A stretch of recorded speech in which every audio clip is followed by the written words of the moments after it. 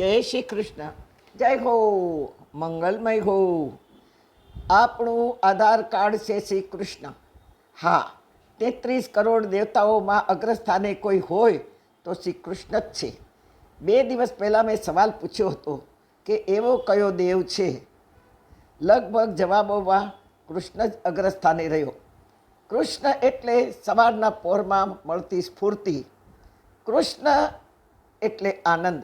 કૃષ્ણ એટલે ચૈતન્ય. કૃષ્ણ એટલે પ્રાણ શક્તિ. કૃષ્ણ એટલે વળવળતું કર્મયોગ. કૃષ્ણ એટલે પ્રેમનો સાગર. કૃષ્ણ એટલે ત્યાગનો મુગટ. અને કૃષ્ણ એટલે શૌર્યની ગાથા. આ 8 વાતો કોઈ જ દેવી દેવતાઓમાં નથી. વિચારો, જીવનમાં આનંદ ન આવે તો જીવવાની મજા આવે ખરી? સવારમાં ઉઠતા વે સ્ફૂર્તિ ન આવે તો શું દશા થાય? પગ દુખે, કમર દુખે, શરીર તૂટે છે, સ્ફૂર્તિ આવે છે. આ 8 તત્વો આપણામાં છે, પણ આપણી અંદર દબાઈને બેઠા છે, ખુલ્યા નથી. શરૂઆત કરીએ. સવારમાં ઉઠતા વે સ્ફૂર્તિ આવી, તેથી શરીરમાં સ્ફૂર્તિ રૂપે કૃષ્ણ છે, મનમાં આનંદ રૂપે કૃષ્ણ છે, આત્મામાં ચૈતન્ય રૂપે કૃષ્ણ છે, ઇન્દ્રિયોમાં પ્રાણ રૂપે કૃષ્ણ છે. બધી જ ઇન્દ્રિયો જુઓ આપણી સતેજ છે. હમણાં હાથ પગ હલવા લાગે તો આપણને આનંદ આવે. આપણી બધી જ ઇન્દ્રિયો કામ કરે છે. આપણી તમામ ઇન્દ્રિયો વર્ષો સુધી કામ કરતી રહી છે. આપણી બુદ્ધિમાં કર્મ રૂપે કોઈ સદવિચાર રૂપે કૃષ્ણ કર્મને પ્રેરિત કરે છે.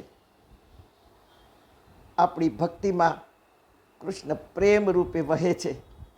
ગોકુળ મથુરા જેવા રાજ્યોનો ત્યાગ કરી જગતને બતાવ્યું કે છોડતા આવડવું જોઈએ. અનેક રાક્ષસોને મારી યશ બધા ગ્વાલ બાલને આપ્યો છે. કૃષ્ણનું બધું જ 8 તત્વોમાં સમાયું છે. કૃષ્ણના સ્તોત્રો જુઓ તો પણ એ 8 ચરણમાં છે. કૃષ્ણનો જન્મ અષ્ટમીએ છે. કૃષ્ણની પટરાણી પણ 8 પટરાણીઓ છે. કૃષ્ણના ગુણો પણ 8 છે.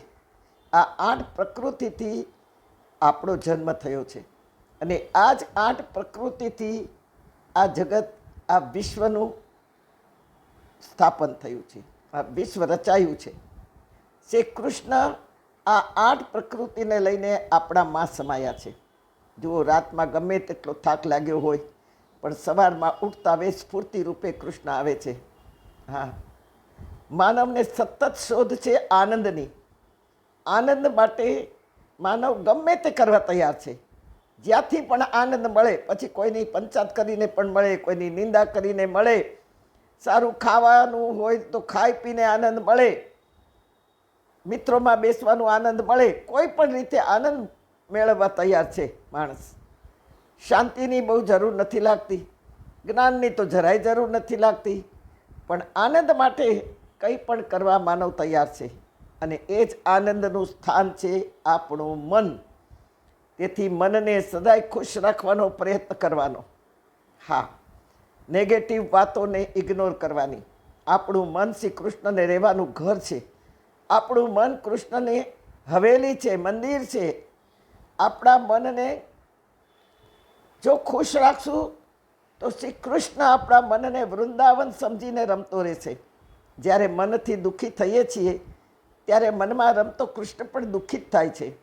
અને એ દોષ આપણને લાગે છે કે જેથી આપણો જીવ બળ્યા કરે છે, બેચેની વધે છે, લાચારી આવે છે. તો માનજો કે નક્કી કૃષ્ણ અંદરથી દુઃખી છે. આ શરીર આપણી માલિકીનું નથી. આપણે નથી બનાવ્યું, આપણે નથી ચલાવતા. પરમ તત્વને રહેવાનું આ ઘર છે, મહેલ છે. આપણે આ શરીરના વોચમેન છીએ. તેથી બધું કંઈ જ નથી. આપણે મહેમાન છીએ આ જગતના. તમામ જીવો, માનવો આપણો પરિવાર છે. આપણાથી કોઈને અન્યાય ન થાય તે ખાસ જોવાનું છે. વિશ્વ કુટુંબ બનાવવા ચારેય બાજુ આપણે નજર રાખવાની છે કે કોઈનું અહિત કરવું નથી અને બીજાને અહિત કરતાં રોકવાના છે. આ પ્રથમ ભક્તિ તે રાષ્ટ્રભક્તિ છે. જ્યાં સુધી રાષ્ટ્રભક્તિ નહીં થાય ત્યાં સુધી બધી જ ભક્તિને કોઈ જ સીમા નથી અને કોઈ જ વેલ્યુ નથી. રાષ્ટ્રભક્તિ, જે ધરતીનું માં આપણે જન્મ લીધો, જે ધરતીનું આપણે ઋણ છે, જે ધરતીનું આપણે ખાઈ રહ્યા છીએ ધાન, જે ધરતી પર રહીને કમાઈ રહ્યા છીએ, જે ધરતીના આજુબાજુના લોકો પણ આપણને ચાહી રહ્યા છે, તો મારે પણ એ ઋણ ચૂકવવાનું છે. એક ટચલી આંગળી નહીં પણ પહેલી આંગળીથી